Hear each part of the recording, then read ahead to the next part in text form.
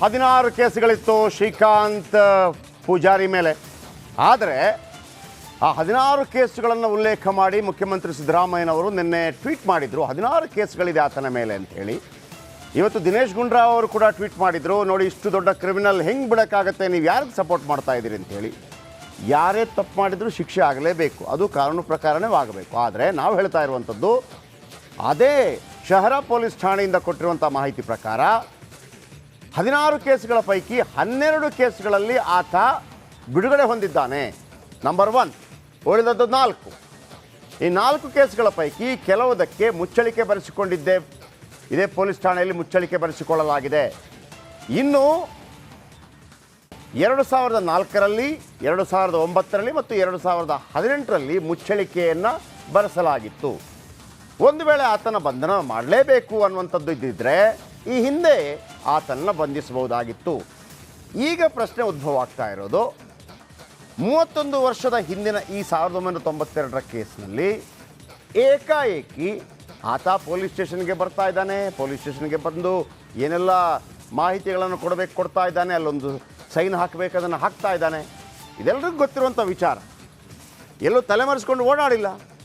ಹೀಗಿರುವಾಗ ಆತನನ್ನು ಬಂಧಿಸುವ ಮುಖಾಂತರ ಏನು ಸಂದೇಶ ಕೊಡ್ತಾ ಇದ್ದೀರಿ?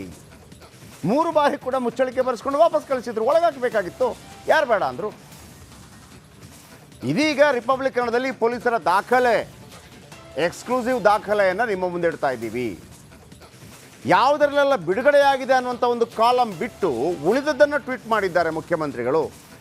ನಮಗನಿಸ್ತಾ ಇದೆ ಪಾಪ ಮುಖ್ಯಮಂತ್ರಿಗಳನ್ನೇ ಯಾಮಾರಿಸಿದ್ದಾರೆ. ಪೊಲೀಸರು ಯಾಮಾರಿಸಿದ್ರಾ ಅಥವಾ ಸಲಹೆಗಾರರು ಯಾಮಾರಿಸಿದ್ರಾ? ಅದನ್ನು ನೋಡದೆ ಟ್ವೀಟ್ ಮಾಡಿಬಿಟ್ರ ಮುಖ್ಯಮಂತ್ರಿಗಳು? ಇದು ನಾವು ಕೇಳ್ತಿರೋಂಥ ಪ್ರಶ್ನೆ. 16 ಕೇಸುಗಳಲ್ಲಿ ಈಗಲೂ ಆತ ಬೇಕಾಗಿದ್ದಾನೆ ಅಂತಂದರೆ ಕರ್ಕೊಂಡು ಹೋಗಿಲ್ಲ ಅಂತಲ್ಲ, ಆದರೆ ನ್ಯಾಯ ಪ್ರಕ್ರಿಯೆ ಯಾವ ರೀತಿ ನಡೆಯುತ್ತೆ ಅದೇ ರೀತಿ ನಡೀಬೇಕಲ್ಲ. ಏಕಾಏಕಿ ಯಾಕೆ? ಹಾಗಾಗಿ BJP ಕೂಡ ತಿರುಗಿ ಬಿದ್ದಿದೆ. ಬನ್ನಿ ಇದರ ಬಗ್ಗೆ ಮಾತನಾಡೋದಕ್ಕೆ ಸ್ವತಃ ಚಕ್ರವರ್ತಿ ಸೂಲಿಬೆಲೆ ಅವರು ನಮ್ಮ ಜೊತೆ ನೇರ ಸಂಪರ್ಕದಲ್ಲಿದ್ದಾರೆ, ನನ್ನ ಜೊತೆ ನಿಂತಾರೆ. ಆಮೇಲೆ ರಾಮಚಂದ್ರ ಅವರಿದ್ದಾರೆ, ಇವರು ಕೂಡ ರಾಮಚಂದ್ರ ಸಾ ಕಲಬುರಗಿ, ಇವರು 8ನೇ ಆರೋಪಿ ಕೂಡ. ಮೊದಲಿಗೆ ನಾನು ಅವರನ್ನೇ ಮಾತಾಡಿಸ್ಬಿಡ್ತೀನಿ. ರಾಮಚಂದ್ರ ಸರ್ ನಮಸ್ತೆ. ತಮಗೀಗ ಎಷ್ಟು ವರ್ಷ? ತಮ್ಮ ಮೇಲೆ ಕೂಡ ಕೇಸ್ ಇದೆಯಾ? ಈ ಹಿಂದೆ ಎಷ್ಟು ಬಾರಿ ಇಂಥದ್ದೆಲ್ಲ ಆಗಿ? ಹಾಂ ಕೇಳಿಸ್ತದೆ, ಹೇಳಿ.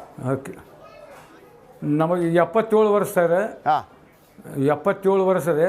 ಆದರೆ 92ರಲ್ಲಿ ನನಗೆ ತೊಗೊಂಡು ಹೋಗಿ ನಮ್ಮ ತಮ್ಮನ ಮನೆಯವರು ಹೆರಿಗೆ ಇತ್ತೇನು ರೀ, ಹೆರಿಗಿದ್ದ ಟೈಮ್ನಲ್ಲಿ ನನಗೆ ಹೆರಿಗೆ ಅಲ್ಲಿ ತಮ್ಮನ ಹೆಂಡತಿ ಬಿಟ್ಟರು.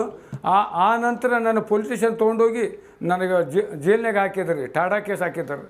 ನಿಮ್ಮ ಕತೆ ಗೊತ್ತಿದೆ ನನಗೆ. ನೀವು ಪೊಲೀಸರ ಹತ್ರನೇ ಕೇಳ್ತೀರಿ ಆ ಹೆಣ್ಣು ಮಗಳನ್ನು ಕರ್ಕೊಂಡು ಹೋಗೋದಕ್ಕೆ. ಆಕೆ ಗರ್ಭಿಣಿ ಆಗಿರ್ತಾರೆ, ಡೆಲಿವರಿಗೆ ಪೊಲೀಸ್ ಕರ್ಕೊಂಡು ಹೋಗ್ತಾರೆ. ತಮ್ಮನ ಹೆಂಡತಿ ಅಲ್ವಾ? ಹೌದು ರೀ, ಹೌದು ರೀ, ನಮ್ಮ ತಮ್ಮನ ಹೆಂಡತಿ ಮತ್ತು ಪೊಲೀಸರ ಸಹಾಯದಿಂದ ನಾ ಕರ್ಕೊಂಡು ಪೊಲೀಸರು ಬಂದರು, ಜೀಪ್ನಾಗ ಕರ್ಕೊಂಡು ಹೋದರು, ನನಗೂ ಕರ್ಕೊಂಡು ಹೋಗಿ ನಂತರ ನನಗೆ ಪೊಲೀಸ್ ಸ್ಟೇಷನ್ಲಿಂದ ಜೈಲ್ನಾಗ ಹಾಕಿದ್ರು. ಎಷ್ಟು ದಿನ ಇದ್ರಿ ನೀವು ಒಳಗಡೆ? ನಾವು 6 ತಿಂಗಳು ಇದ್ದೀರಿ. ಟಾಡಾ ಕೇಸ್ ಇತ್ತು ರೀ ಸರ್. ಟಾಡಾ ಕೇಸ್ 6 ತಿಂಗಳು. ಈಗ ಮತ್ತೆ ಬಂದಿದೆಯಾ ನೋಟಿಸ್ ಏನಾದರೂ? ಹೌದು ರೀ. ಈಗ ನನಗೇನು 32 ವರ್ಷ, ಈಗ ಒಂದು 15 ದಿವಸ ಆತ್ರಿ ಪೊಲೀಸರು ಬಂದರು. ನನಗೆ ಕೇಳಿದ ನಂತರ ನಾ ಹೇಳಿದೆ, ಇಲ್ರಿ ನನಗೆ ಯಾವುದು ಕೇಸ್ ಇಲ್ಲ, ಮತ್ತು ಯಾಕೆ ಬಂದಿರಿ ನೀವು ಅಂತೇಳಿ. ಇಲ್ಲಿ 92 ಕೇಸ್ ಅದ.